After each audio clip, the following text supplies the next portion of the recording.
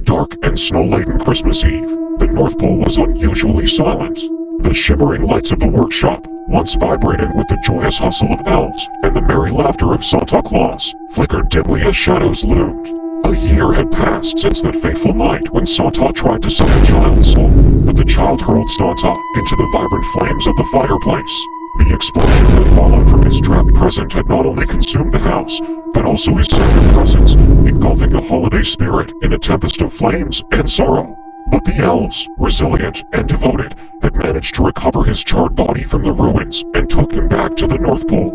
For a year, they toiled tirelessly, reciting ancient incantations and mixing shimmering potions to bring their beloved Santa back to life.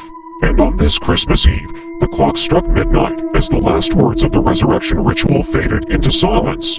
Santa sat up in a blast of icy air, bewildered and reborn. Welcome, Santa! The elves cheered, their voices filled with a mix of relief and excitement. Where have I been? He asked, his voice echoing with a gravity that caught them off guard. They informed him of what had happened and handed him to pieces of parchment the nice list and the naughty list.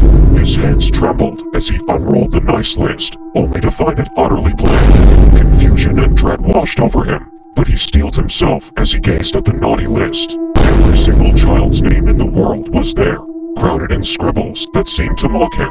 Anger bubbled inside him, swelling like the belly that defined his jolly image. A year had passed, and no child had been deemed worthy of the nice list. Not one child?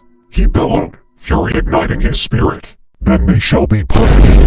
Without hesitation, he donned his red suit and climbed into his sleigh and took off. As he swept through the starry skies, he maneuvered silently, slipping into homes like a shadow in the night.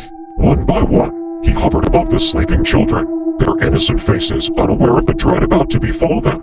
Santa, they thought in their dreams, but with a deep, breathy chuckle, he drifted above them, mouth agape, sucking out their souls. Each time he fed, the child's body shriveled into a wretched raisin before plummeting into his cell. Giddy with revenge, he relished the act, feeling the warmth of their essence seep into his very being. Night melted into dawn as Santa continued his grisly task.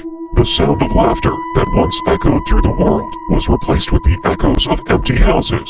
Once he had been a harbinger of joy and laughter. Now he was a thief in the night, reclaiming what he believed was taken from him. When the last child was sucked out of their soul, the air crackled with energy as he returned to the North Pole, his sack bulging with the transformed children.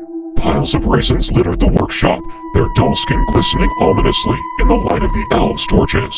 They watched in horror as their beloved Santa stood surrounded by the harvested souls, plotting a future of sheer terror and twisted joy.